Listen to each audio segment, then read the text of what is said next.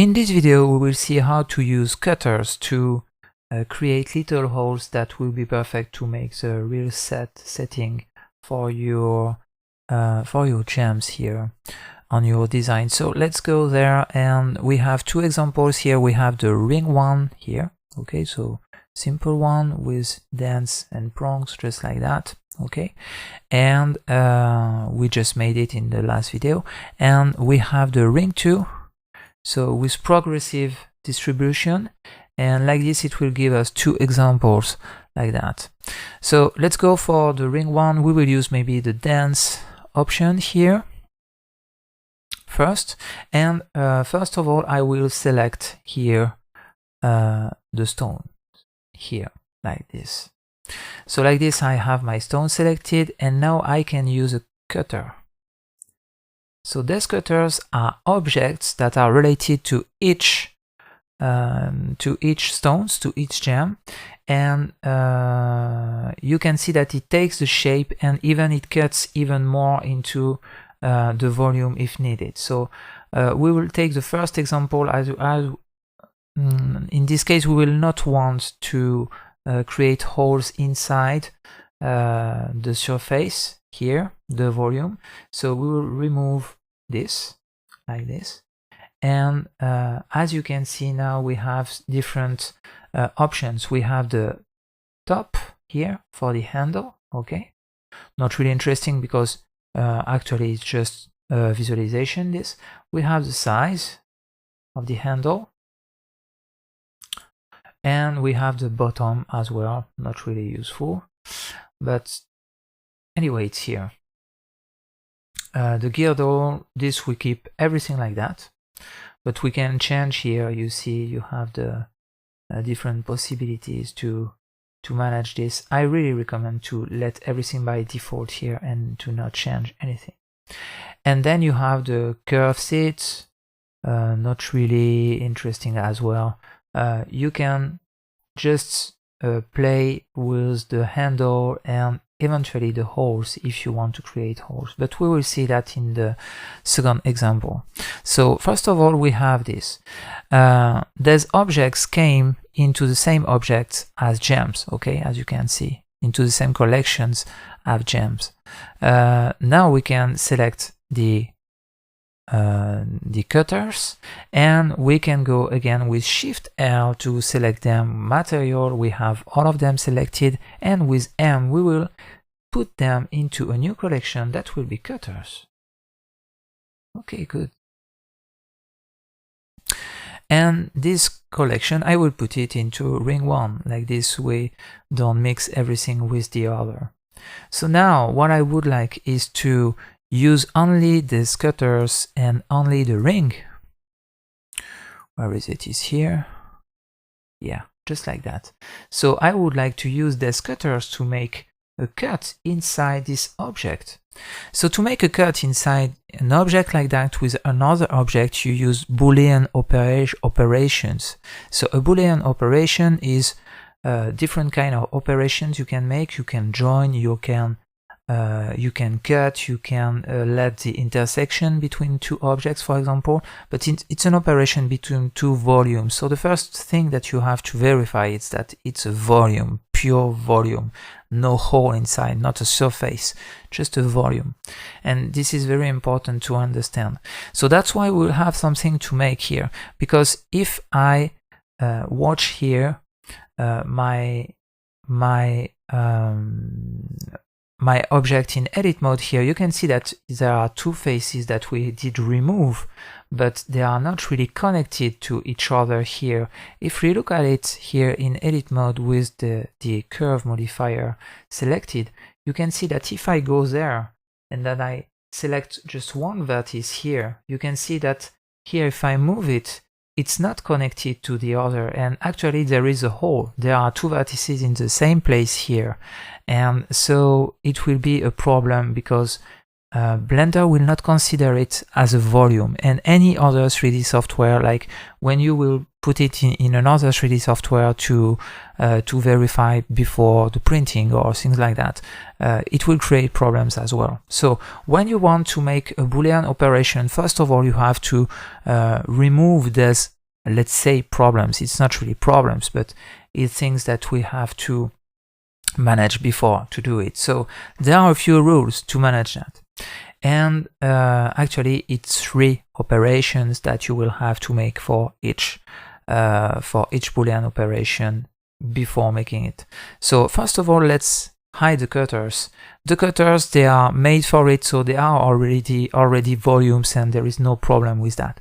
So, but the ring here, we will create a new ring by making Shift D to duplicate it and right click to let it here.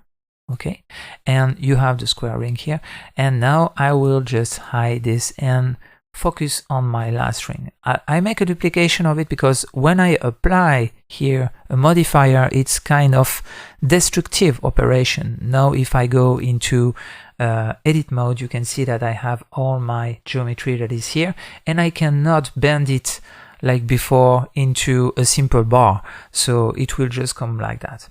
Now I would like to make, so this was the first operation, no modifier here. Operation number 1, apply the modifiers if needed. Operation number 2, just go there, and you can see that now you have here, if I just move that, it's not connected to each other. So what we want is to remove double vertices, because here we have here a double vertex, that, and here we have another vertex, so they are in the same place exactly. So it's we call it doubles here, and to remove that we select everything, we make M, and we remove by distance. So everything that is too close to each other will be removed. And if I do that, you see that Blender tells me that I did remove 55 vertices here. So it's perfect. I did remove those vertices, 54, sorry. And now you can see that if I come here, you can see that I can move. I have only one vertex, so it's a pure volume that I have. To verify that, and to be sure to verify that, you select nothing there, and you go to select all by thread, non-manifold. If there is something that is selected, and it's not the case, you can see here there is only 0 vertices that are selected, so it's perfect for that. Now we did almost everything. We make Shift N with all selected in the end. So actually it's 4 operations, not 3. So first of all, remove the modifier. Second, we remove the doubles with M. Third, we verify here if there is any non-manifold vertices. So non-manifold vertices will appear when you have a hole. So for example, here, if I remove these faces there, okay, you can see I remove these 2 faces and I have a hole there. Now if I go to mesh, select here, all by thread, non-manifold, you can see that Blender will automatically select this. So if I want to recreate these faces, I make 1, 2, 3, 4, and F. 1, 2, 3, 4, and F. Just like that. Like this I can repair the object. And everything now should be without any selection if I do select by thread non-manifold. So what I do usually with this select by thread non-manifold, because we use it often, I make a right click, add to quick favorites. Like this it will be always here, non-manifold, as you can see. And that's it for now. You can add remove the M by distance here, for example, add to quick favorites. I told here, I don't know why it was, yeah, I did change my settings here, so I put the symmetrize as well, and Shift N as well. So here for that we will go to mesh, transform, normals, Shift N, here we calculate outside, add to quick favorites as well. So like this, with the quick favorites you have already 3 of these operations that you can make easily, and you just have to apply modifiers before all of that, and then you are ready to make the holes finally. So how to make the holes? Actually, it's pretty simple. If you have another object, like for example a cube, I just take a cube here and put it there, and you have an intersection with 2 objects, just like that. Okay. If you have an intersection, you select the first object, it will be the cutter, and then the second object, it will be the one that is cutted.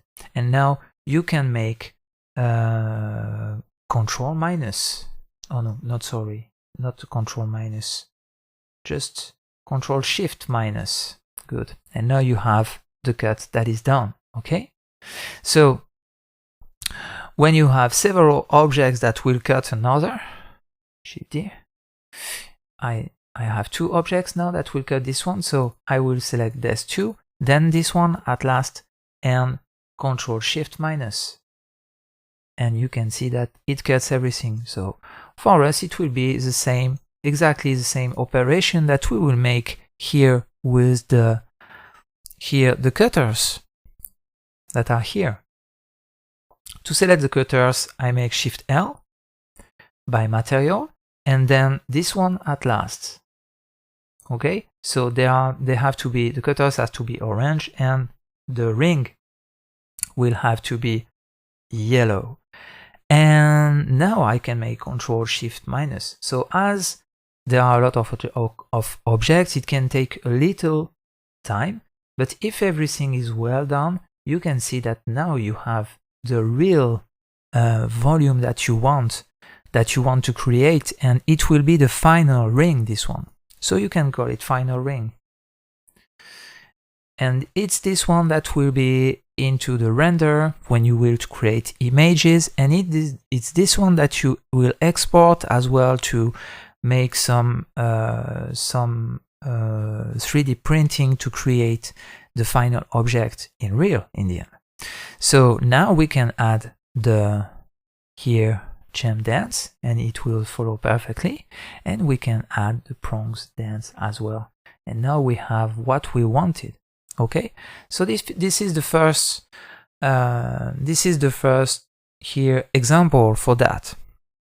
I really recommend you to keep the original ring with the modifier.